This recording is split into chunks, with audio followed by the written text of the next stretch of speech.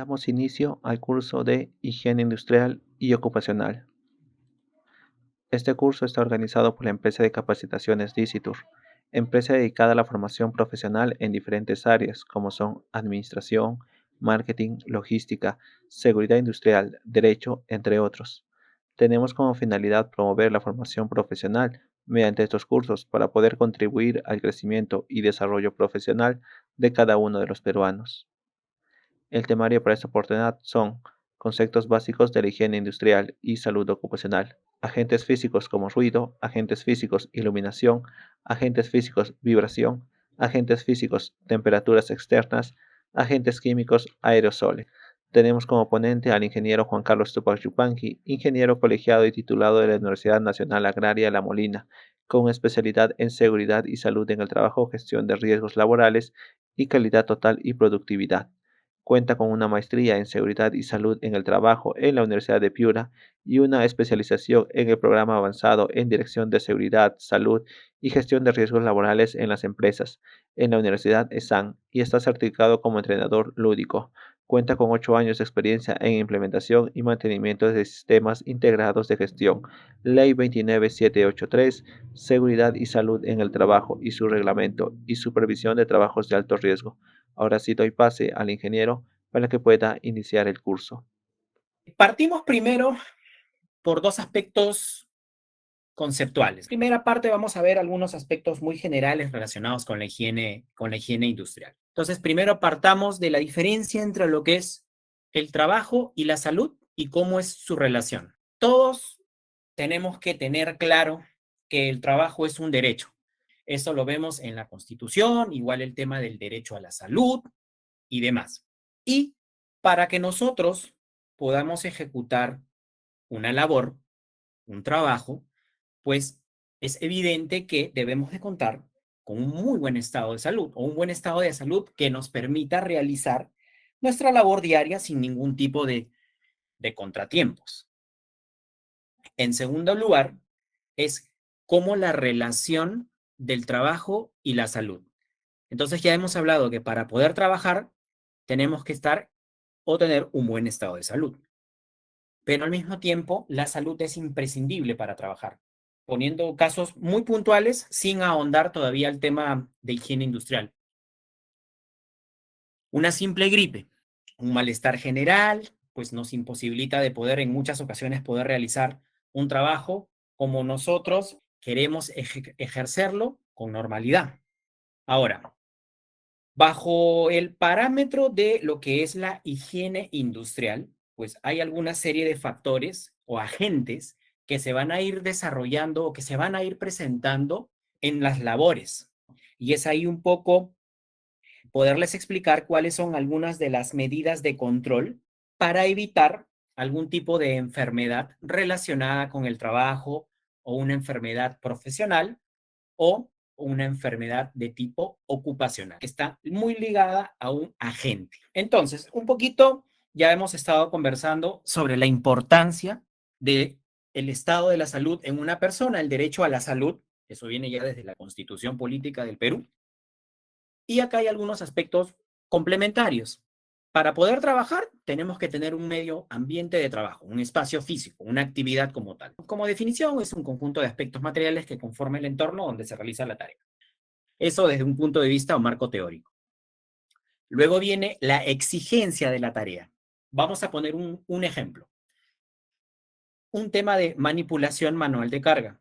Muchas de las empresas les facilitan o les brindan herramientas mecánicas con el propósito de que tú no hagas algún tipo de postura inadecuada o hagas un sobreesfuerzo que te pueda llegar a generar una lesión con el paso de los tiempos. Entonces, aquí viene el tema de la exigencia. Todos sabemos por normativa que una persona no puede levantar más de 25 kilos en el caso de varones y 15 en el caso de las damas.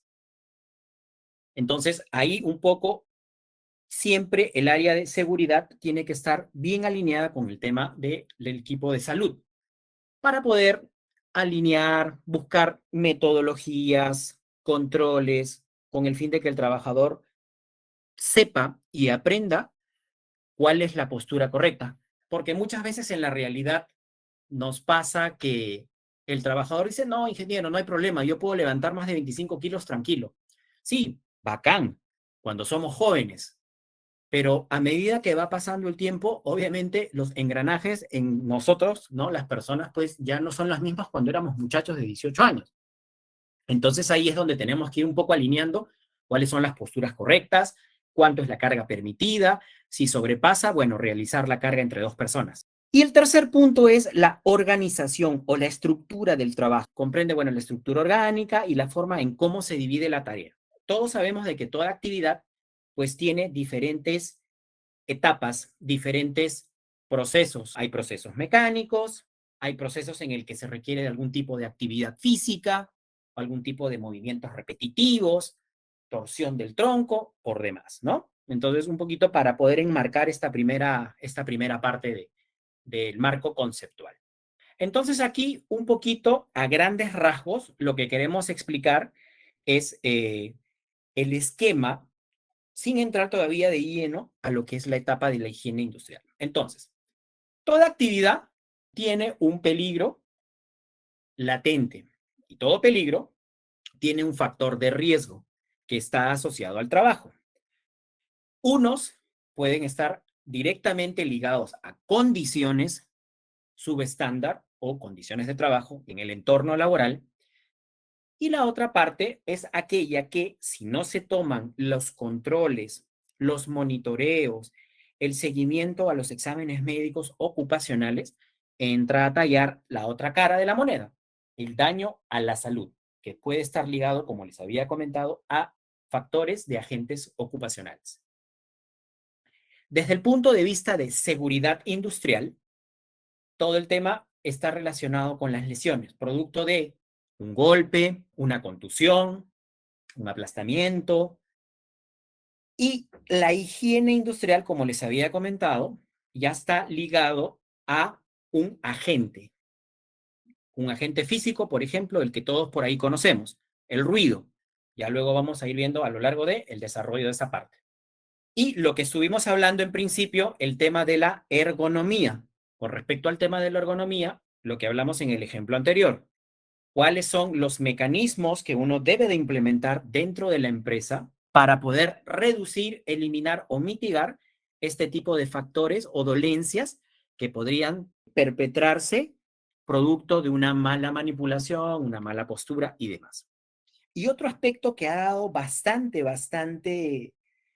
mejor dicho, que ha resurgido es el tema de la psicología ocupacional, todo el tema del comportamiento de la persona por factores de estrés, insatisfacción. Ahí entra un poco a tallar el tema de los turnos rotativos, las horas adicionales en el trabajo y demás, que de alguna u otra manera, pues también repercuten en el desarrollo de las personas. Ya hemos hablado un poco del marco general, qué factor está relacionado con qué campo, ¿no? De la higiene, de la ergonomía, de la salud o de la psicología. Entrando de lleno al tema de la salud ocupacional. Como definición, es una rama de la salud pública orientada al hombre en su ambiente de trabajo.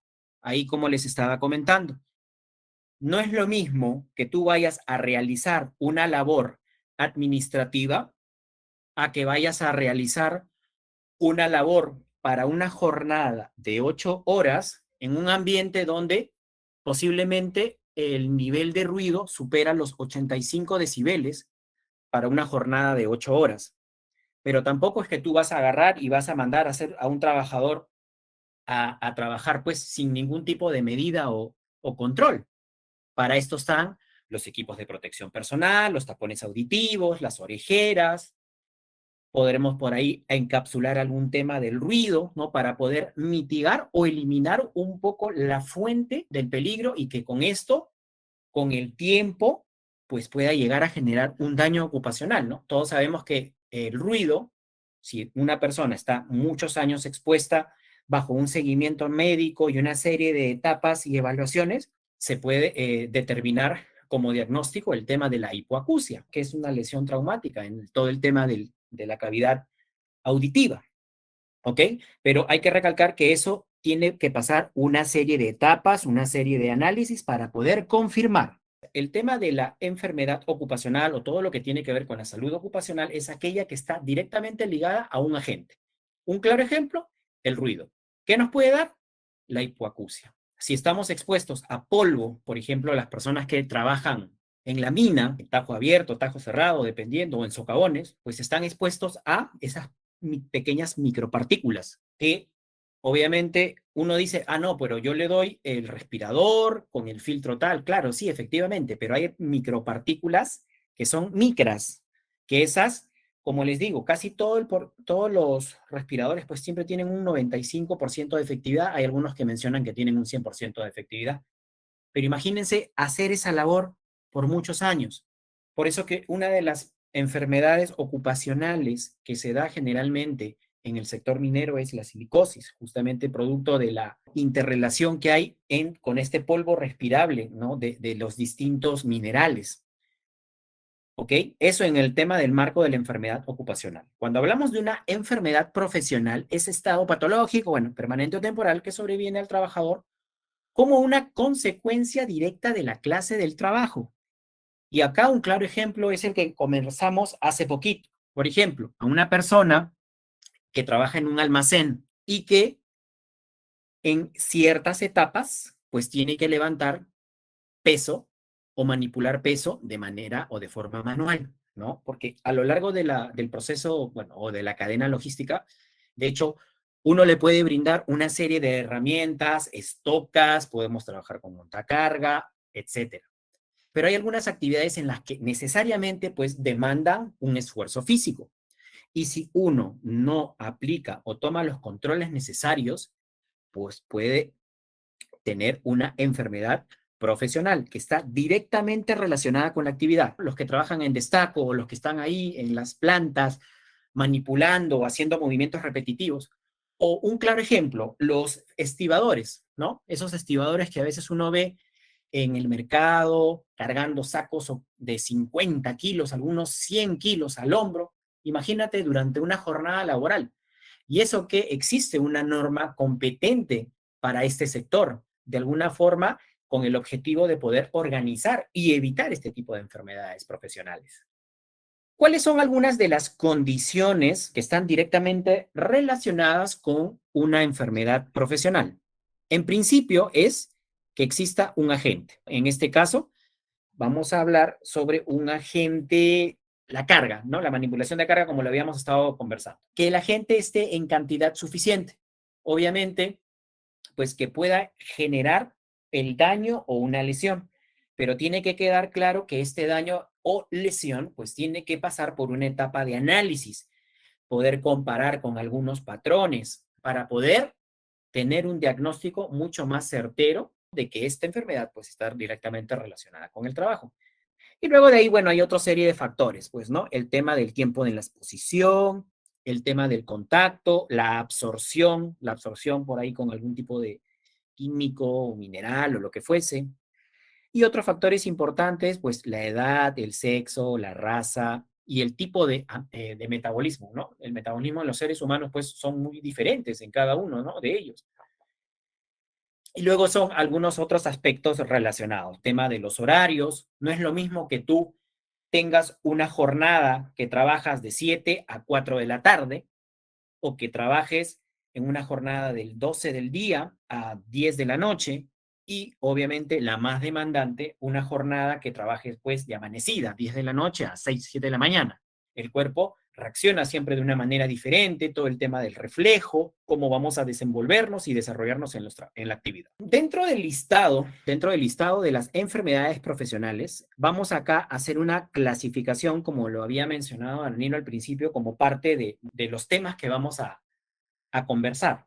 De acuerdo a la RM480 del 2008 del MINSA, hace una clasificación como la podemos observar acá, que bueno, el grupo 1 es la enfermedad profesional causada por agentes químicos. Por ahí vamos a trabajar en una empresa que produce, no sé, lejía o pinturas o cualquier material donde se trabaje pues con aerosoles, pintura así que vamos a realizar pues con aspersores o cosas.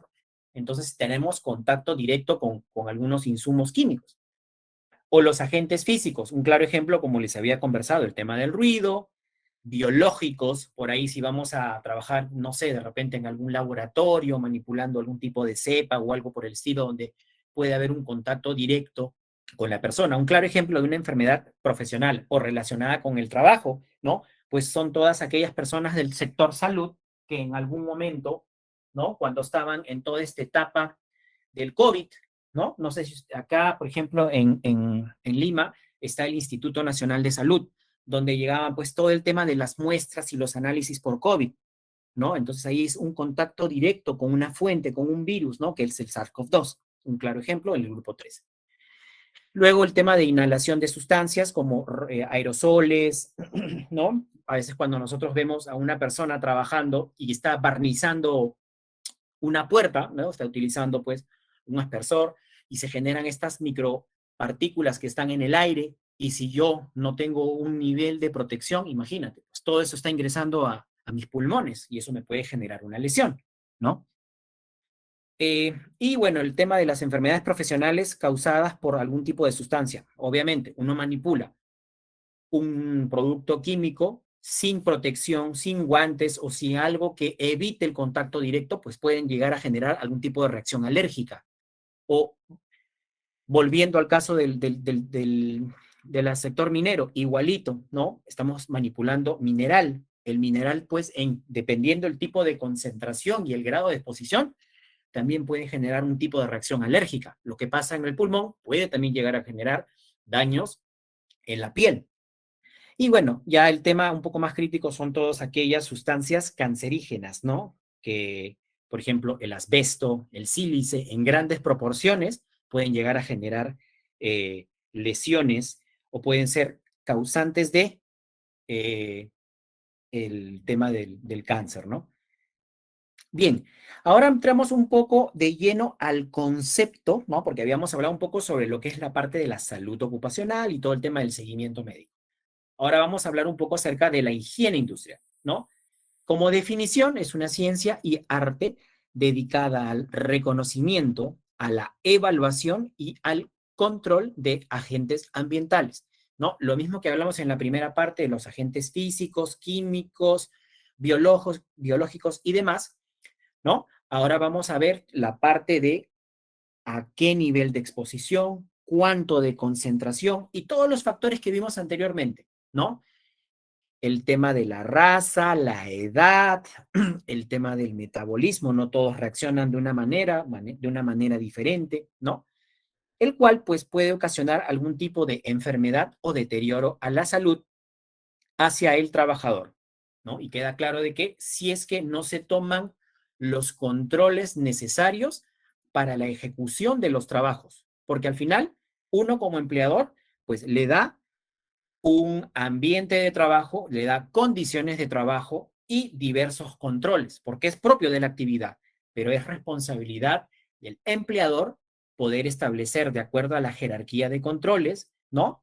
Cómo nosotros vamos a mitigar esta fuente o este agente, ¿no? Que no genere tanto daño al trabajador. ¿Cómo es más o menos la secuencia en esta etapa de la higiene y de estos agentes ocupacionales o de estos factores? Lo primero es identificar el posible peligro. Entonces, vamos a poner un ejemplo muy sencillo. Una persona que está realizando el pintado de una estructura o de una casa. ¿Qué factores hay? Pues la persona está haciendo un lijado, está utilizando insumos químicos, ¿no? Y hay algunos componentes, ¿no? Pues que pueden llegar a generar reacciones de tipo alérgica o de tipo pulmonar si no se toman, como les había comentado, estos controles. A partir de ahí vamos a definir que la fuente es el polvo respirable, ¿no? Producto de lo que está lijando y todo eso, cuando tú no lo inhalas y tienes un respirador adecuado para el tipo de exposición del agente químico, ¿no? De acuerdo a eso, nos permita estimar el peligro. ¿Cuánto daño a la salud le puede causar a esa persona que realiza el trabajo de pintado y que al momento de que está puliendo, esa partícula, ese polvo respirable pueda ingresar a sus pulmones o pueda entrar en contacto, dependiendo del grado de concentración, ver el tema de la ventilación en el ambiente, ¿no? Y le pueda llegar a generar un daño a la salud.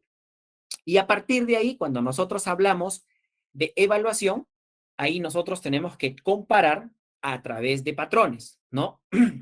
Para poder nosotros más adelante poder y tener una mejor estimación de los valores que salieron en la parte práctica con los parámetros ya previamente establecidos, pues que han tenido una serie de estudios y que producto de eso sale un diagnóstico, ¿no? De enfermedad profesional o una enfermedad relacionada con el trabajo. Luego de que haces esta estimación y este cuadro comparativo, viene la última parte.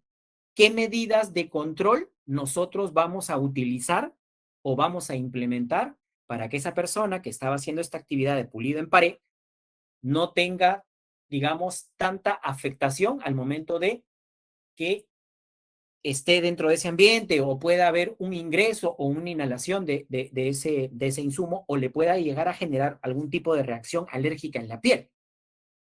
Y una vez que se establecen los mecanismos, no sé, de repente el sistema de ventilación, el contacto, digamos, el nivel de protección, de repente por ahí tener aspersores, ¿no? ¿Cuántos mecanismos que uno puede implementar?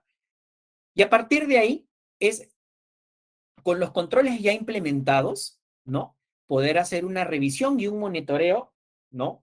¿Cómo lo hacemos? Con estos monitoreos que en todas las empresas realizamos, el monitoreo de agentes, ¿no? Que a través de patrones, a través de pruebas y algunos equipos, se establecen cuáles son los rangos óptimos o si es que se presenta algún tipo de desviación, ¿no? Buscar otro tipo de alternativas o mecanismos en el control, ¿no? De este tipo de actividades. Un poco ya hemos hablado de los dos conceptos de seguridad, de higiene industrial, salud ocupacional, y ahora vamos a ver cuáles son los principales factores, ¿no? Que afectan a la salud, ¿no? Entonces, he tratado de mencionar los principales, ¿no? Dentro de ellos está el tema del ruido, ¿no? Lo que había explicado hace un ratito. El tema del ruido, eh, el tema de la vibración, ahora vamos a ir viendo algunos de ellos, no porque no todos podemos porque no nos va a dar el tiempo, los humos metálicos, productos de la soldadura, el tema de la iluminación, ¿no? Ese es otro factor importante, bueno, el tema de la manipulación de productos biológicos, lo que mencioné, el ejemplo del polvo que se produce por utilizar una máquina pulidora o demás, y la exposición que puede uno tener a gases o vapores. Bueno, acá hay una pequeña clasificación para poder tener claro un poco cómo se dividen estos agentes. Dentro de lo que son los agentes físicos, bueno, vamos a ver lo que es el ruido, la vibración, la iluminación y las temperaturas extremas. El tema de la radiación ionizante, bueno, no vamos a hablarlo mucho al detalle esta parte, vamos a considerar estos 4 primeros puntos que son los más comunes dentro de una organización. Luego viene el tema de los agentes químicos, todo lo que tiene que ver con la exposición a vapores, productos de la combustión de algún químico, de algún combustible, o si es que estamos utilizando algunas máquinas donde se utilice gases, ¿no? Gases para la producción de un equipo o cualquier gas que por ahí puede ocurrir alguna fuga, o como vemos a veces en las plantas industriales, ¿no? Que salen estos gases de las chimeneas hacia la atmósfera o hacia el cielo, ¿no? Imagínate lo que pasa en el cielo, aquella persona que está dentro de la planta, ¿no? Si no se toman alguna serie de controles. Y finalmente el tema de los agentes biológicos, ¿no? Lo que hablamos del ejemplo de la persona que trabaja en un laboratorio, ¿no? Que está expuesto a virus, bacterias y demás. Bueno, vamos a hablar del agente físico del ruido. Partamos primero de algunos conceptos muy generales, ¿ya? De la principal diferencia entre lo que es el ruido y lo que es el sonido, ¿ok? ¿Qué es el sonido? No es más que las variaciones de presión generadas por una vibración de moléculas. Toda onda, cuando yo en el caso que estoy hablando, genero un ruido, genero una onda, ¿no? Que se transmite a lo largo del espacio físico y ustedes me pueden escuchar. Igual el ruido es el sonido no deseado que puede llegar a producir una sensación desagradable. Ok, entiendo que cuando yo les estoy comentando, ustedes me escuchan, pues no es un ruido desagradable, ¿no? Porque yo considero que todos estamos bastante atentos. Pero ¿qué pasa? Como les mencioné, que estemos en un concierto, ¿no? Al lado de los parlantes. Cuando nosotros vamos a nuestras casas luego de haber estado ahí, pues vamos a sentir una pequeña lesión, ¿no? Un pequeño zumbido que hay en nuestro oído. Y así, pues prevalece un poco a lo largo del tiempo y luego ya poco a poco, de manera progresiva, va pasando. Pero cuando lo relacionamos al trabajo, ¿no? Ahí es donde la organización pues tiene que implementar una serie de medidas de control. Ya, aquí lo vamos a ver, aquí me parece que tengo una gráfica un poquito más adelante donde vamos a explicar un poco esta pequeña diferencia. Como les había mencionado, el ruido está constituido de dos factores, lo que es la amplitud de onda y la longitud de onda, ¿no? Cuando tú emites un ruido, este ruido se desenvuelve a través de esta gráfica que vemos de color azulito. Y la longitud de onda es la distancia perpendicular entre dos frentes de onda, ¿no? Que tienen una misma fase. Bueno, esta longitud es la misma que recorre por onda en un ciclo completo, ¿no? Entonces, un poco, este es el mapa conceptual, ¿no? Al momento que se ejerce un ruido, ¿no? ¿Cuáles son los elementos que lo constituyen? Ahora, cuando nosotros vamos a relacionar el tema del ruido industrial, tenemos otros dos conceptos importantes, ¿no? Uno es la frecuencia, que por definición es el número de ondas o ciclos, ¿no? Estas que están aquí en color rojito, ¿no? En esta gráfica, que se producen por un espacio de tiempo, ¿no? Cuando uno emite un ruido, ¿no? Esto se va a ir desarrollando en forma de curva media sinuosa de color rojito en un espacio de tiempo. ¿Y cómo es la velocidad?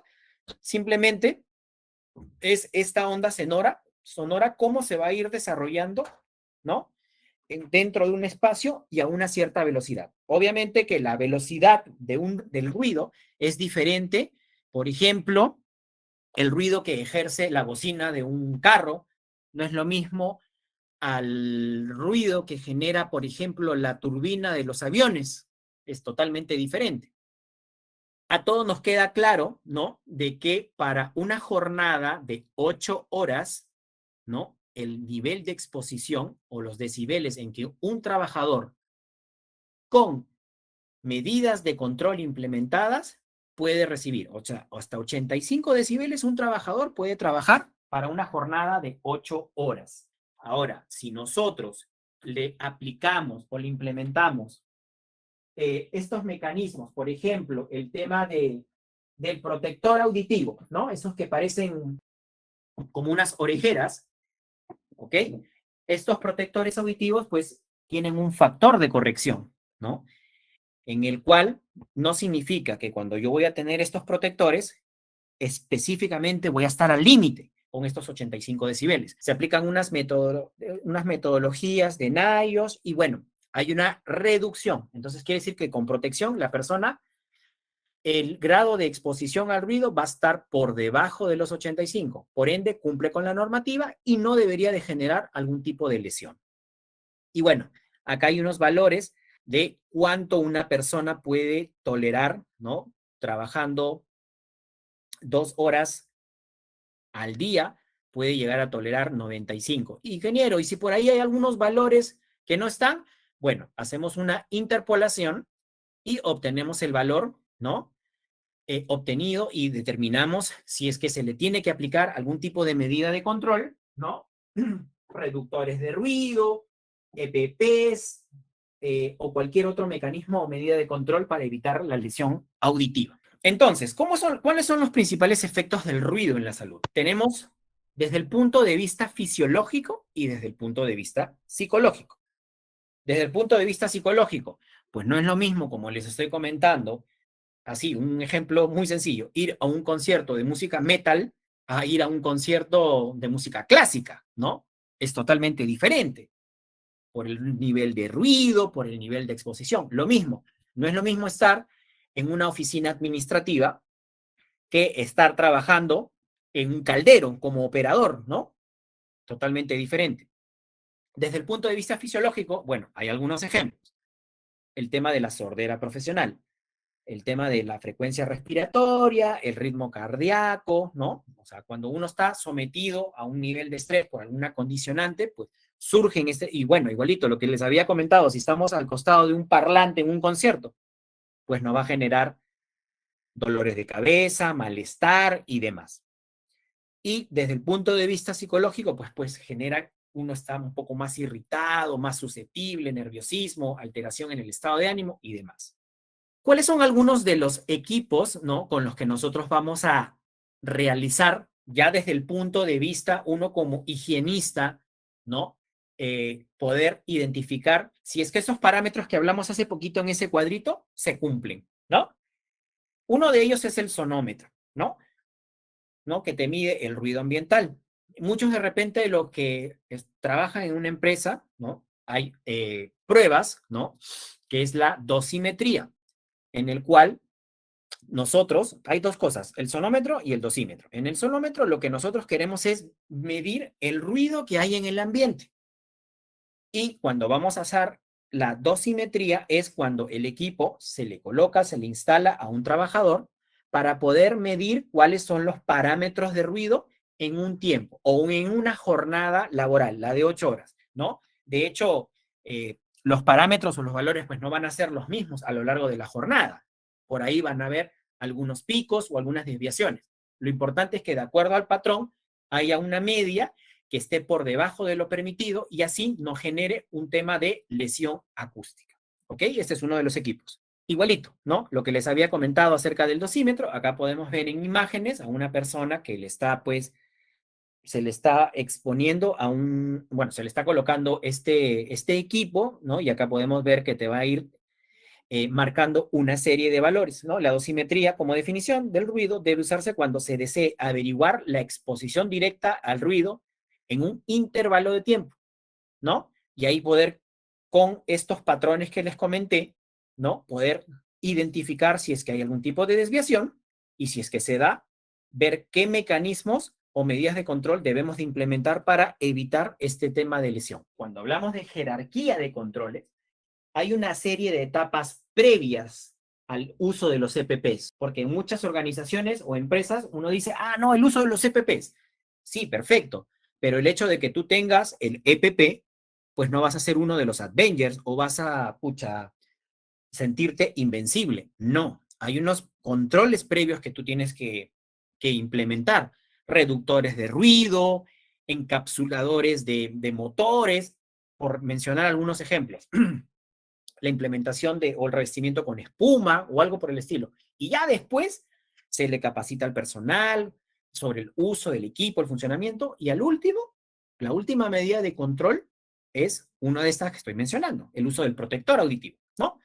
Acá un poco explica cómo es la correcta secuencia, porque tampoco es que vamos a agarrar el protector o el tapón auditivo y nos lo vamos a colocar y de forma incorrecta, porque también si tú no realizas una adecuada limpieza, si no te lo colocas correctamente, al final no te va a proteger en nada y probablemente si no le haces una correcta limpieza, porque acuérdense que hay tapones auditivos reusables y hay otro tipo de tapones que son de uso diario. Entonces imagínate, tú le das a un operador que está sobre una superficie, no lo limpia, no se lava las manos, luego se lo coloca acá, pues al final va a terminar con una otitis, ¿no? Entonces es importante también la frecuencia de la limpieza y cómo se debe de colocar. Como vemos acá en imagen, ¿no? Se hace el levantamiento de la parte superior de la oreja para poder alinear la cavidad auditiva y, como podemos ver, ingresa este tapón auditivo para poder generar una hermeticidad y,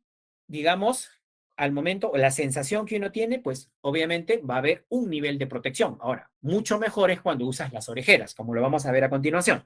El tema de las orejeras. Acá, si nos damos cuenta, ¿no? Es locativo, te produce solamente, o sea, cuando ingresaba el tapón, vimos que esto ingresa directamente sobre la cavidad auditiva. Pero el uso de las orejeras, como nos damos cuenta acá, va a encofrar, ¿no? Toda la cavidad de la oreja, ¿no? Y por eso que lo recomendable, ¿no?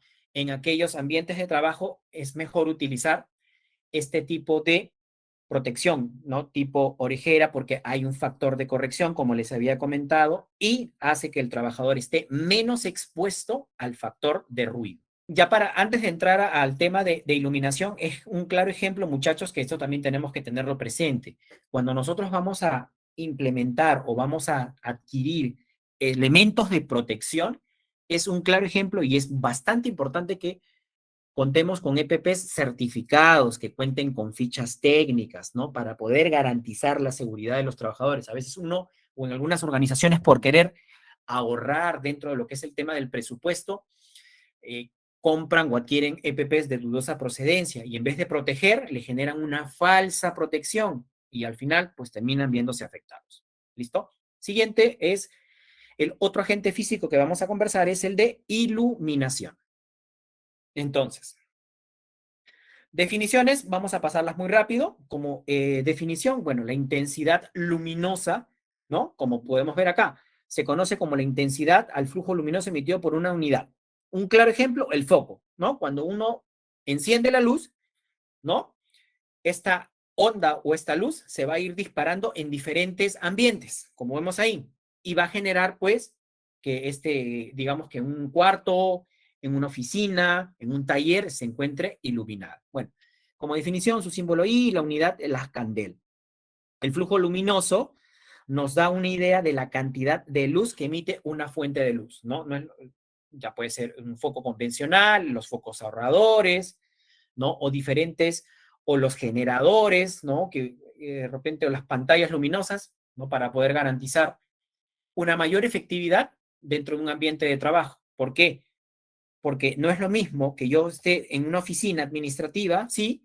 A que tenga que hacer un trabajo minucioso dentro de un taller, una labor mecánica o la manipulación de piezas, ¿no? Necesito un mayor grado de luz para poder realizar o ejercer mi labor con normalidad y no forzar a la vista, ¿no? Y que por ahí pueda llegar a generar daños, ¿no? Bueno, y el tema de la iluminancia, ¿no? Habíamos visto el primer concepto, es aquí algo muy sencillo, una linterna, ¿no? Vamos a alumbrar cuando nosotros iluminamos en un ambiente cercano, ¿no? Vemos que la onda es mucho menor, ¿no? O el ángulo o el espectro que va a generar la luz. A diferencia cuando hacemos una iluminación en un ambiente o donde estamos más distanciados, ¿no? El ángulo donde estas ondas de luz se van a ver reflejadas, ¿no? Vemos que tiene una mayor amplitud. Bueno, y ahí hay algunos conceptos, ¿no? El símbolo y cuáles son las unidades. Muchos de repente habrán escuchado de los famosos grados lux, ¿no? Eso lo vamos a ver ahorita un ratito más.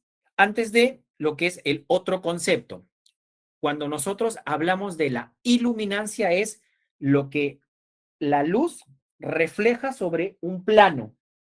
La luminancia viene a ser la intensidad luminosa por unidad de superficie, ¿no? Como podemos ver, cuando la luz refleja sobre un plano y este ejerce un efecto rebote, una fuerza, ¿cómo es la percepción hacia el ojo humano? Y bueno, ahí hay los otros conceptos, la magnitud que mide la claridad o el brillo con que la persona ve un objeto iluminado. Un ambiente oscuro donde hay un pequeño foquito, pues la percepción que tiene uno es una fuente muy baja. Y no es lo mismo que estemos en un ambiente donde hay reflectores. Hay una percepción de esta luminancia mucho más marcada, ¿no? De igual forma, ¿no? Como habíamos hablado sobre los parámetros del ruido, ¿no? Donde hacíamos una clasificación de cuál es el valor recomendado o el grado de exposición para una jornada de 8 horas, que decíamos que era de 85 decibeles. De la misma forma, ¿no? Acá tenemos, de acuerdo a la RM375, igual una clasificación, ¿no? De la medición de los grados lux. En ambientes abiertos, 20 lux. En áreas de tránsito, 50. Donde hay ambientes donde se requiere algún tipo de inspección, 200. En áreas de empaque o de ensamble, aulas o oficinas administrativas, lo recomendable son 300 grados lux. En talleres de alta precisión, salas de cómputo o laboratorios, 500. En algunos acabados finos o laboratorios de control de calidad, 750 y así sucesivamente. ¿Ok? Eso es un poco a grandes rasgos cómo es la clasificación de estos grados lux, ¿no? Ahora vamos a ver un poco para que conozcan el equipo, cómo se mide. Bueno, este es el luxómetro, ¿no? ¿Cómo lo medimos? ¿No? Aquí estas son un poco algunas de las especificaciones. Simplemente, bueno, cuando hacemos el encendido del equipo, lo ponemos paralelo al eje donde la luz está irradiando y a través de este émbolo que vemos aquí de color negrito, ¿no? En forma de walkie-talkie, va a ir midiéndote, ¿no? En el equipo y de acuerdo a eso se va a establecer el valor referencial de los grados lux. Y va a depender mucho, de acuerdo a la clasificación anterior, si es que estamos o no dentro del rango. Si es que es una oficina, habíamos hablado que era 200. Si son temas ya de talleres, 300, ya laboratorios, 500 y sucesivamente. O en ambientes abiertos, habíamos dicho 20 o 50, ¿no? Dependiendo. Porque eso de alguna forma, pues va a terminar también impactando en las distintas operaciones y labores dentro de una empresa. Bueno, ¿cuál es el procedimiento para realizar el tema de la medición? ¿No? Primero, identificar la tarea, como hemos a lo largo del desarrollo de la presentación, lo que nosotros tenemos que determinar, cuál es la secuencia o la actividad que va a realizar. Vamos a ponernos en un escenario de una persona que realiza un trabajo en un laboratorio, ¿no? Habíamos hablado que para trabajar en un laboratorio tenemos que tener un grado de lux de 500. Luego, la representatividad de la medición. ¿Cuántos valores referenciales nosotros vamos a sacar para tener un estándar o un valor eh, favorable para la actividad? Luego, la medición a la altura del plano, ¿no? Desde el punto donde está la fuente de iluminación con respecto al plano, como podemos ver en la imagen. ¿Y cuál es el campo visual que tiene el trabajador para poder ejercer su labor? Bueno, de ahí un aspecto práctico, seleccionar puntos representativos en este plano para poder identificar si es que estos valores coinciden o no coinciden. Y bueno, ya viene el tema del sensor, ¿no? El sensor, como habíamos visto en la imagen del equipo, ¿no? Ya es donde te va a ir determinando algunos valores. Y en el caso el plano sea vertical, ¿no? Por ahí no solamente es de techo, puede ser estas luminarias o estos reflectores que están en pared, igualito, ¿no? Tenemos que ponernos siempre, eh, en caso de un plano vertical, deberá colocarlo siguiendo siempre el ángulo del plano, ¿no? Hacia dónde ejerce o emite esta onda luminosa. Bueno, ¿cómo es el procedimiento de medición? Acá hay algunos ejemplos, ¿no? En ambientes administrativos, como podemos apreciar, o en ambientes donde realizamos trabajos o labores con equipos de cómputo, o en ambientes administrativos, ¿no? ¿Cómo debe de ser el posicionamiento, ¿no? O la forma correcta para poder realizar el tema de la medición, ¿no? De acuerdo al puesto de trabajo, igualito, ¿no? Aquí, una persona que realiza una labor frente a una pantalla, igualito, tiene que cumplir una serie de parámetros, una serie de valores, ¿ya? Ya hemos hablado un poco de dos de los principales agentes físicos, ¿no? Todo el tema que tiene que ver con el ruido. Y en segundo lugar, todo lo que tiene que ver con el factor o el grado de iluminación, ¿no? El tercero tiene que estar directamente relacionado con la vibración, ¿ya? Ahora, ¿cómo nosotros estamos expuestos a distintos factores por vibración? Ahorita lo vamos a ver. Pero primero tenemos que partir de un marco teórico, que es una vibración. Desde el punto de vista teórico o de definición, como dice acá, es el movimiento de un cuerpo sólido alrededor de la posición de equilibrio, sin que exista un desplazamiento, ¿no? Del objeto que vibra. Un claro ejemplo, esas personas, ¿no? Que vemos en los exteriores, agarrando el rotomartillo y rompiendo la pista, ¿no? Imagínense esa actividad todo el día.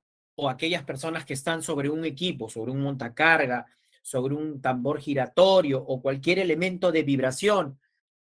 Por ejemplo, no sé, tambores rotatorios o estas plataformas para poder hacer mezclas y demás, donde la persona, ¿no? Propiamente está sobre un ambiente físico donde hay un movimiento constante y continuo que puede llegar a generar algún tipo de lesión también. Ahora lo vamos a ver. Bueno, las vibraciones se caracterizan por la frecuencia y el grado de intensidad, ¿no? Y bueno, las están comprendidas entre 1 a 1500 Hz. La intensidad de la vibración, ya cuando hacemos el análisis desde el punto de vista de monitoreo, ¿no? La medida es la aceleración, que está en metros sobre segundo al cuadrado. Habitualmente se utiliza el valor eficaz de la aceleración como una magnitud característica de la intensidad de la vibración. ¿Ok? Ahora vamos a ver un poquito con más detalle esta parte. Aquí vamos a ver dos claros ejemplos sobre el tema de la vibración. En un primer escenario está la vibración mano-brazo, ¿no? Un claro ejemplo es cuando utilizamos herramientas manuales, martillos, utilizamos perforadoras, utilizamos pulidoras y demás. Entonces podemos ver que acá en la primera imagen, en la imagen superior, pues vemos que hay una fuerza que está constantemente en movimiento, ¿no? Imagínense bajo una jornada, un tiempo de exposición, pues puede llegar a generar también un grado de lesión. Y la vibración de cuerpo entero, ¿no? Como vemos aquí, estas máquinas, ¿no? En las cuales están compactando constantemente una superficie, ¿no? Este tipo de vibración ya no es tan localizada como el uso de una herramienta. Ya acá es donde ocurre un grado de afectación a cuerpo entero, ya sea sentado, ¿no? Sobre el equipo o sobre una plataforma de tipo vibratoria. Y bueno, aquí un poco para poder hacer una pequeña clasificación, porque habíamos comentado, ¿no? De que todo el tema de la vibración está claramente diferenciado a través de los hertz, ¿no? Que es con lo que los equipos van a ir haciendo estas mediciones. Los de alta frecuencia, ¿no? Estos son las herramientas manuales, como les había comentado, molinos, pulidoras, lijadoras, motosierras o estos perforadores donde rompen la pista. De baja frecuencia, montacargas, carretillas, máquinas agrícolas, tractores, ¿no? Y demás. Y ya los que son de muy baja frecuencia o imperceptibles, aviones, trenes o barcos. Entonces vemos de que donde se puede llegar a presentar una mayor probabilidad de lesión, si no se toman las medidas de control, es en la primera etapa, ¿no? Los de alta frecuencia. Muchos dirán, y pucha, ¿de qué forma yo me podría lesionar utilizando estos equipos? ¿No? Generalmente con estos tornillos, estos elementos percutores, estos pulidores y demás, pueden generar lesiones en muñeca, calambres, o la expresión vascular, o conocido como el síndrome de Raynaud, como podemos ver en la imagen inferior, ¿no?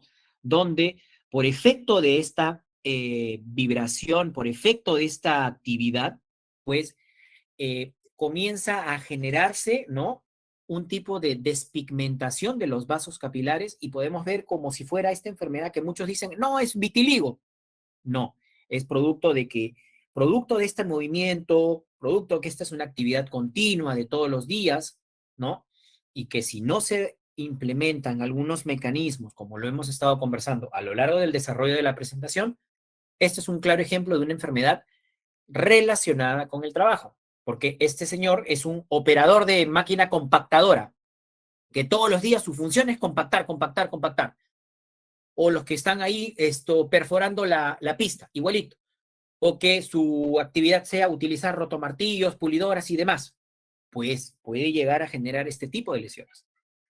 Y aquellos en los que son ya de baja frecuencia, como les había comentado, ¿no? Dependiendo del grado de exposición, de las horas, pues puede llegar a generar lumbalgias, ¿no? O lesiones en espalda, en cintura, o el agravamiento de lesiones raquídeas, el tema del sistema neurológico, alteración del equilibrio, probablemente, ¿no? Imagínate que tú estés todo el rato ahí en constante movimiento, pues puede llegar a generar en algunas ocasiones la pérdida del equilibrio, el mareo, trastornos de visión y demás. Igual como hemos estado hablando de los parámetros en temas de ruido, ¿no? De los 85 decibeles para 8 horas, en el tema de la iluminación, que el parámetro más aceptable es en 300 en ambientes administrativos o 500 en talleres. De la misma forma, ¿no?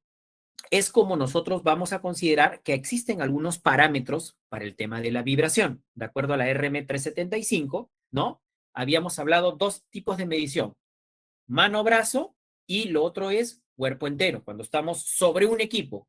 Mano-brazo es cuando utilizamos una herramienta manual y esta genera un movimiento, ya sea rotacional, ¿no? O un movimiento de arriba a abajo o que genere pues una vibración constante. Estos son los valores o los parámetros permitidos, ¿no? valor que da un lugar a una acción, ¿no? O que requiere de la implementación de una medida de control. Y el valor límite en el que el equipo, ¿no? Ahora vamos a ver el equipo que se debe de instalar para poder determinar estos valores o estos parámetros que ya han sido identificados, bueno, que han tenido una serie de estudios, ¿no? En el cual no te podría llegar a generar algún tipo de daño, como lo hemos visto en las imágenes anteriores del síndrome de Raynaud, o algún tipo de trastorno de visión o problemas musculoesqueléticos.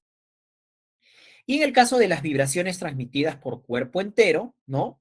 Vemos que para poder tomar una acción, cuando hablamos de acciones, comenzar a implementar el control.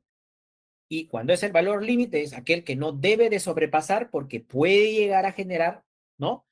Un grado de lesión en el trabajador. ¿Correcto?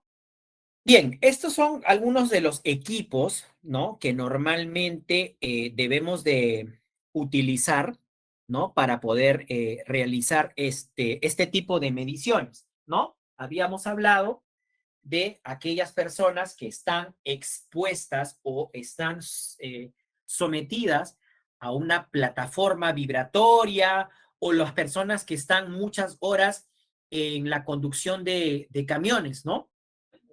Más o menos los camiones pues tienen un asiento diferente que constantemente pues tiene unos resortes donde vibra, o cuando estamos sometidos a estas grúas, ¿no? En los sectores construcción, ¿no? Tienen un grado de vibración, o cuando estamos sobre algún tipo de plataforma, ¿no? El equipo a utilizar es el acelerómetro. Este acelerómetro lo que va a hacer es poder medir el valor, como habíamos hablado, ya sea el valor límite o el umbral, ¿no? ¿Cuál es el mínimo valor en que se debe de implementar controles que mitiguen, ¿no? La propagación de este tipo de enfermedades.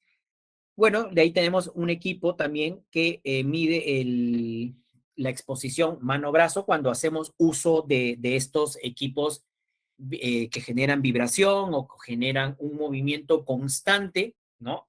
Al trabajador. Ahora vamos a pasar al cuarto agente físico, ¿no? De esta presentación, y es el de las temperaturas extremas, ¿no? Antes de entrar de lleno, es así, un claro ejemplo. Y yo siempre lo trato de poner con ejemplos. Cuando nosotros nos vamos de repente a la playa, ¿no? A cierta hora del día, ¿no? Los rayos del sol van a incidir sobre la persona, y si por algo de motivos no tenemos una sombrilla, un toldo o algún nivel de protección, vamos a comenzar pues con la sudoración. Si por algo de motivos no estamos constantemente hidratados, nos podemos sentir sensaciones de mareo, ¿no? Y cuando nosotros lo relacionamos con el trabajo, imagínate a un obrero, ¿no? Haciendo una actividad de encofrado en ambientes donde pues la temperatura o el calor es fuerte. O sea, por ahí, al menos aquí en Lima, tenemos La Molina, tenemos Santa Anita, o ambientes donde pues en condiciones de verano pues el calor a veces es muy, muy extremo. ¿Y qué puede llegar a generar estos golpes de calor? Que si la persona no está constantemente hidratada, si no tiene un nivel de protección, porque muchos creen, ah, no, yo me pongo bloqueador porque solo cuando sale el sol. No, el tema del cáncer a la piel, muchachos, recuerden de que ya sea con sol, sin sol, igual, siempre la radiación está ahí, latente. Si no nos cuidamos, pues puede llegar a generar el tema del cáncer a la piel, ¿no? Así que estemos bastante alertas. No solamente el uso del protector solar es cuando nos vamos a la playa, cuando nos vamos a la piscina o estamos en ambientes abiertos. No, eso nosotros también tenemos que protegernos en todo tipo de condiciones y estaciones en el año. Y cuando hablamos de temperatura extrema, ahora nos vamos a la otra parte. No es lo mismo que nosotros trabajemos en un almacén a 8 o 10 grados, ¿no? Donde por ahí se tiene que comercializar productos que requieren de una refrigeración, a trabajar en almacenes a menos 21 grados bajo cero. Obviamente que el factor humano, cómo la sangre fluye por nuestro cuerpo, es diferente, ¿no? Porque estamos sometidos a otro tipo de condición. Los tiempos o los intervalos en el que la persona tiene que estar trabajando, ¿no? Cada 2 horas de trabajo, bueno, eso mucho depende del criterio que la empresa determina, ¿no? Por cada jornada de 2 horas, el trabajador tiene que descansar 45 minutos en temperaturas ambientes, ¿no? Estamos hablando cuando lo sometes a una labor en un ambiente o una cámara a -21 grados, o hay cámaras que son mucho más frías, ¿no? Muy aparte de todo el equipamiento que le tiene que dar uno a su trabajador. Entonces, aquí vamos a tener dos tipos de situaciones, ¿no? Un primer escenario cuando el trabajador está expuesto a altas temperaturas. Otro, otra situación es que cuando está expuesto a temperaturas bajas, por debajo de los 0 grados. Y aquí hay dos factores importantes que van a determinar el equilibrio térmico de la persona. Todos sabemos de que una temperatura promedio, ¿no?, de un ser humano es 36, 36,5 es lo normal, no es la temperatura corporal cuando nos ponemos un termómetro o lo que fuese, ¿no? Entonces, el ser humano, al ser un organismo homeotermo, ¿no?, que absorbe y regula su temperatura, ¿no?, requieren, pues, de una serie de fuentes de calor para poder alcanzar el equilibrio térmico, ¿no? Ya sea en condiciones de alta temperatura o en condiciones de baja temperatura. Cuando nosotros hablamos de temperaturas extremas, por ejemplo, acá estamos viendo en imagen a una actividad donde estamos haciendo un licuado, estamos sometiendo a un metal, ¿no?, a una alta temperatura, a hornos que están a más de 1000 grados, ¿no? Pues nosotros tenemos que tener todo un equipamiento especial, ¿no? Por el tema de los efectos de la radiación, ¿no?, que puede llegar a ejercer esta fuente de calor. ¿Y qué puede llegar a generar este sudor? En un cuerpo caliente, pues esta dilatación de los vasos sanguíneos. Y cuando uno suda mucho, ¿qué es lo que siente? Cansancio, fatiga, desgaste, ¿no? Por ahí el estado de ánimo no es el más correcto. Y el otro escenario es cuando estamos expuestos a condiciones de frío, ¿no? El tema de la dilatación que hay en la sangre es mucho más rápido cuando estamos sometidos a temperaturas extremas, ¿no? Por hacer un comparativo de estos dos escenarios, ¿ok?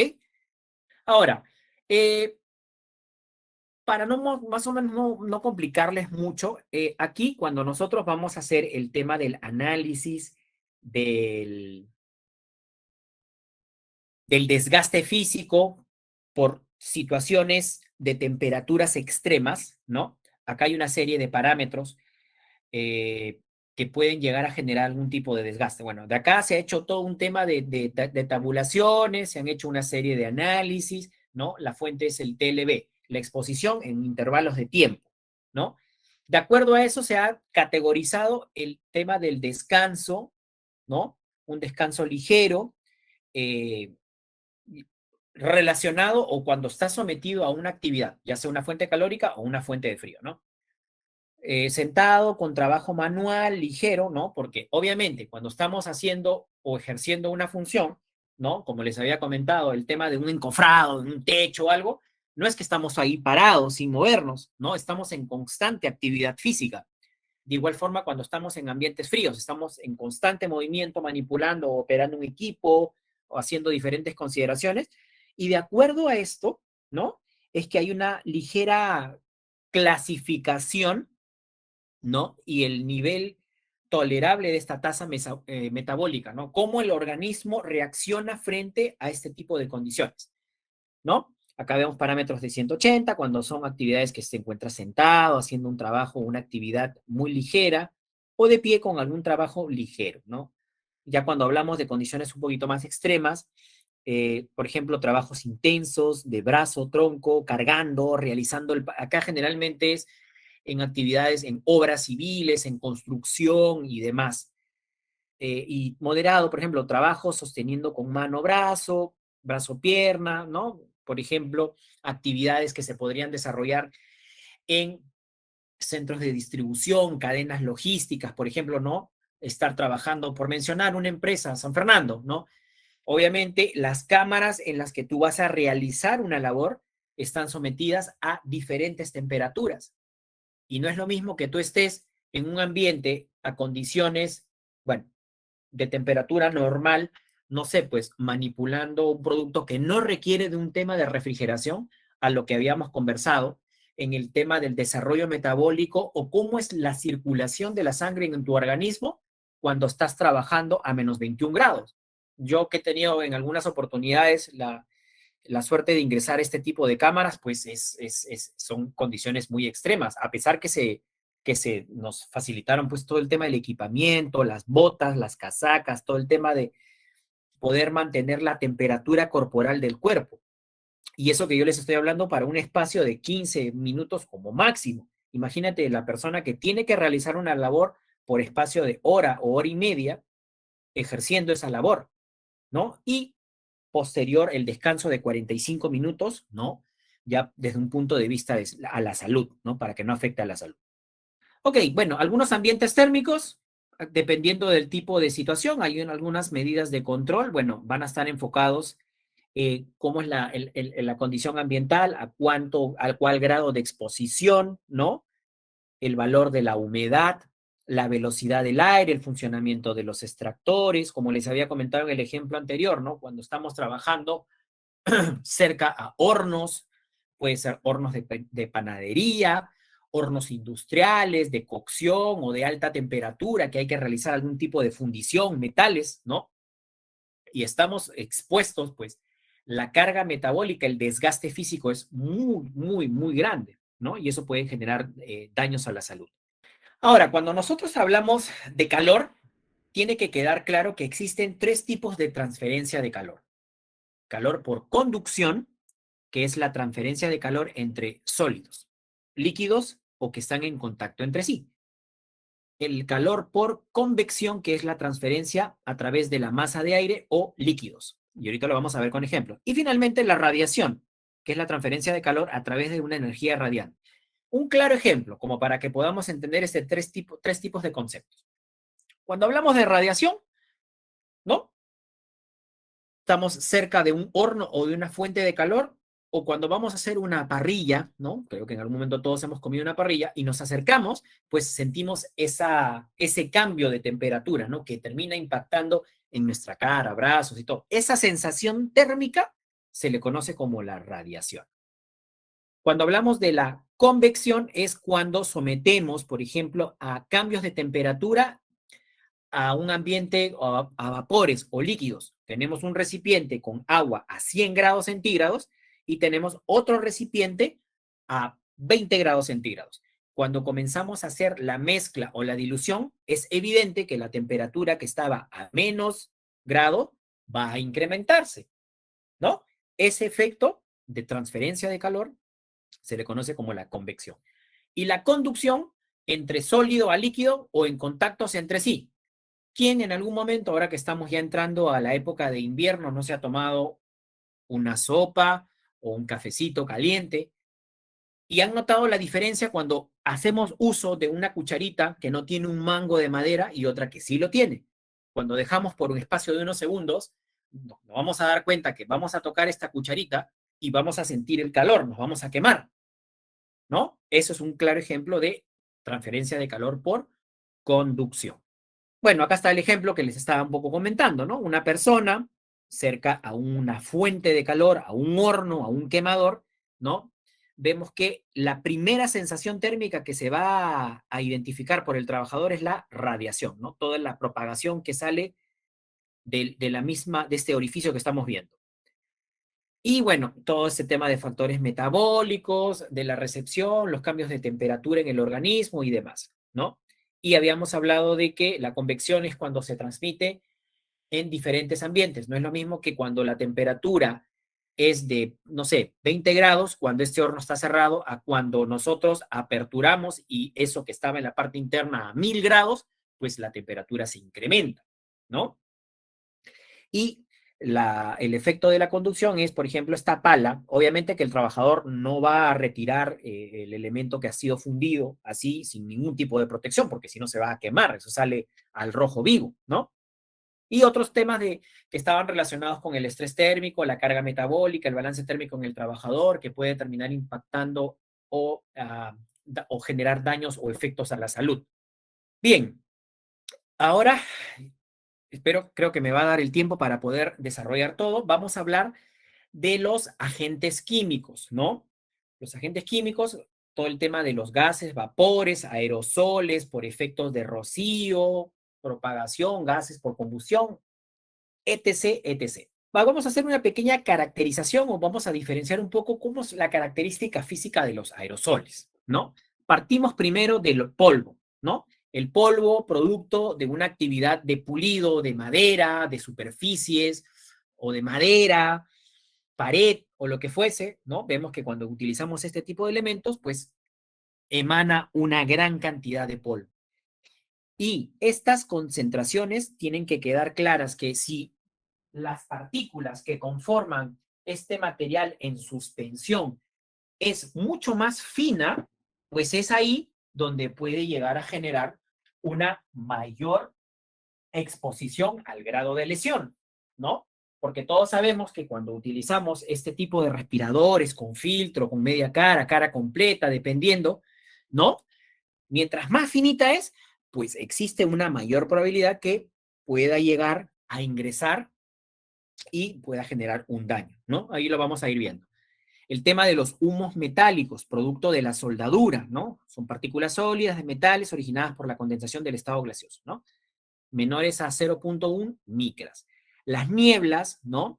De estos productos tipo aerosol, propiamente dicho, como podemos ver en imágenes, son partículas que nosotros, por ejemplo, cuando utilizamos el sapolio, el baigón o cosas que utilizamos normalmente en nuestras casas, pero ya cuando hablamos a nivel industrial, en altas concentraciones, pues que requiere de implementar una serie de elementos de protección o controles, sistemas de ventilación y demás.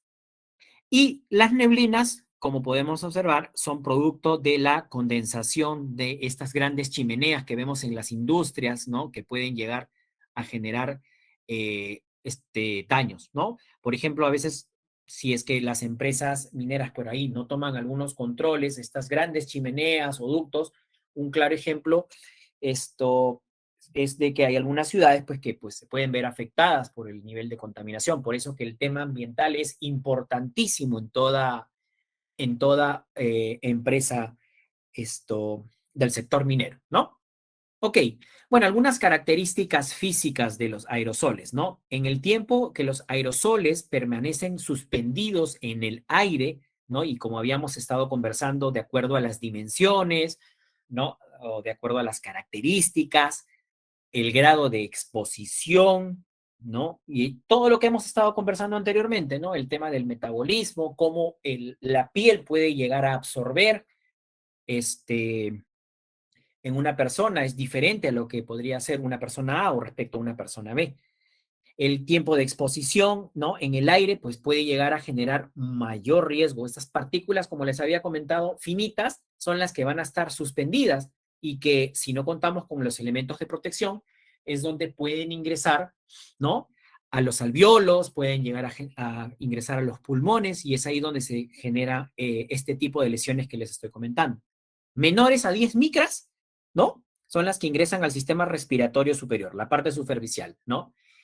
Que aquí, dependiendo el tipo de filtro a utilizar, son las que, digamos, no llegarían a generar tanto daño como las más pequeñitas, las de menores a 2.5 micras, que esas pueden llegar a ingresar a los alvéolos pulmonares. Y es ahí donde, como comentamos al principio, una de las principales enfermedades ocupacionales muchas veces dentro del sector minero es la referente a la silicosis, ¿no? Que es por exposición a polvo respirable muy fino, muy chiquitito, que puede llegar a filtrar y pasar estos filtros o estas cavidades que normalmente nosotros le entregamos a los trabajadores para mitigar, ¿no? La fuente de exposición cuando un trabajador está expuesto a este tipo de condiciones. Bueno, respecto al tema de los gases, ¿no? Los gases comprimidos, ¿no? El etileno, el metanol, etcétera, ¿no? Bueno, es otro el alcance, es otro el rubro, todo el tema de materiales peligrosos, como es el tema de los almacenamientos, pero vamos a estar un poco enfocados a qué pasa si ocurre una fuga de gas amoníaco o una fuga de etileno, ¿no? ¿Cuáles son los controles? Hay algunos componentes químicos que cuando uno los respira, pues le puede generar daños muy severos al sistema respiratorio, ¿no? Entonces, acá un poco cómo se debe de manipular, cómo se debe de almacenar y otra serie de controles, ¿no? Para poder evitar el riesgo o los daños a la salud.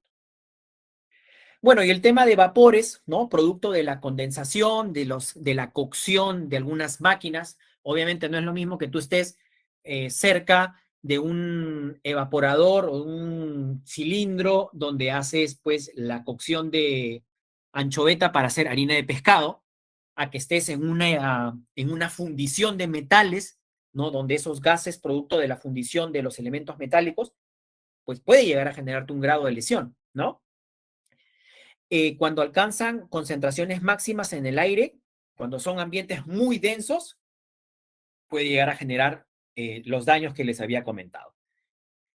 Bueno, hay dispersiones de moléculas en el aire, tiene que quedar claro. Molécula muy fina, muy pequeña, es la que va a quedar suspendida en el aire y es la que existe el riesgo, la probabilidad de la ingesta y del daño, como habíamos conversado hace un par de minutos, en el tema a los alvéolos pulmonares. Bueno, estos son, como ya hemos ido hablando, los diferentes equipos. Estos son algunos elementos para la medición y el concentración de algunos componentes o agentes químicos que van a determinar.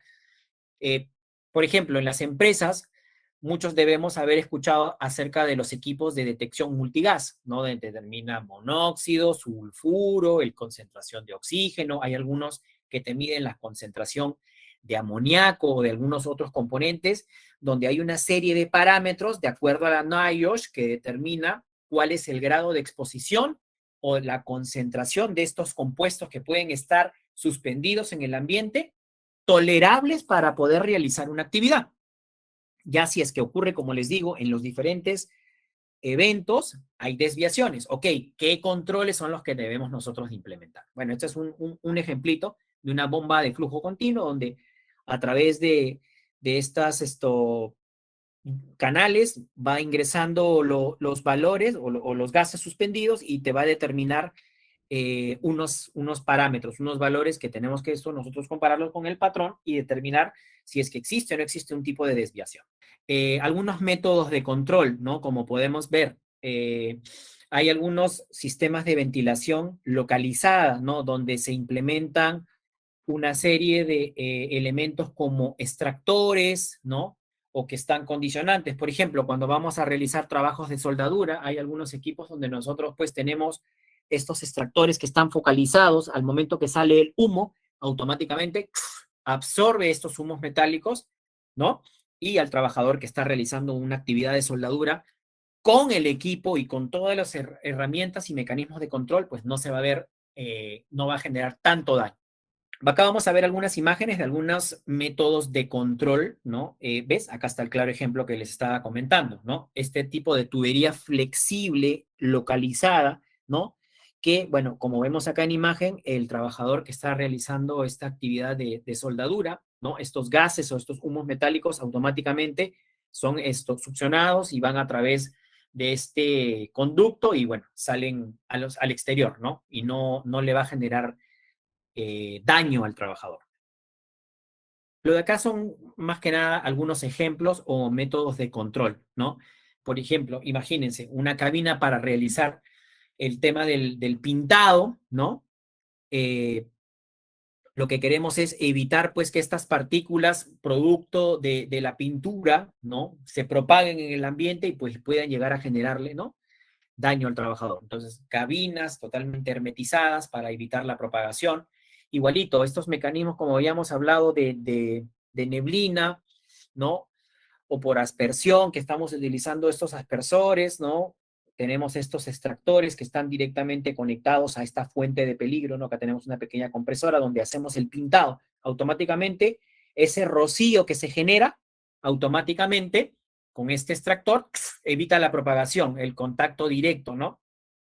Y finalmente, bueno, el elemento de protección, el tipo de protección o EPP para proteger propiamente al trabajador, ¿no? Como les había comentado. El último de la jerarquía de controles siempre es el EPP. Hay algunos controles de ingeniería que debemos de implementar o eliminar las fuentes de peligro o de la exposición a estos agentes químicos, ¿no? Que le generan algún tipo de lesión al trabajador. Bueno, otro ejemplo, ¿no? Trabajadores que están manipulando sustancias químicas o están haciendo algún tipo de pulido, lijado, ¿no? Y hay partículas en el medio ambiente, ¿no? Estos extractores o esta ventilación asistida que debe de ser implementada en estos ambientes, ¿no? Para reducir el grado de exposición de estos agentes químicos. Bueno, y muchos se preguntarán, oye, ¿cuál es la correcta aplicación, ¿no? De este tema de los respiradores, porque no solamente es que yo al trabajador, oye, toma acá tu respirador, ponte tu filtro, y al trabajador no se le explica si es que el tipo de filtro es el acorde al agente químico con el que se va a trabajar, ¿no? Todo ese tipo de cosas se les tiene que notificar a los trabajadores. Y previamente todas las implementaciones o los métodos de control que hemos estado viendo en las imágenes anteriores. Bueno, acá está una pequeña clasificación del tipo de cartucho, ¿no? De acuerdo al agente químico al cual va a estar expuesto, ¿no? Si va a estar expuesto a amoníaco, ¿no? A gases ácidos, ¿no? Producto de alguna reacción química o algún componente o contacto de algún metal con algún estado, o cuando reacciona con agua, cuando reacciona con ácido, cosas por el estilo, ¿no? Dependiendo también el tipo de industria o vapores orgánicos o inorgánicos, ¿no? Tiene que quedar claro que hay una clasificación que nosotros, para el que de repente no tiene mucha experiencia, hay una clasificación por colores donde te va a determinar el tipo de agente químico en el que te tiene o te debe de proteger a un 95%, o hay algunos, por ejemplo, los que utilizan los soldadores, estos rosaditos, para proteger de las partículas en suspensión o los sólidos, ¿no? Es importante que nosotros veamos ese tema de la clasificación que hay de acuerdo a la categoría, al nivel de riesgo o al agente químico con el que se va a trabajar, ¿no? Para poder proteger al trabajador. Y llegamos al final. Hemos concluido el curso de higiene industrial. Gracias por ver este video.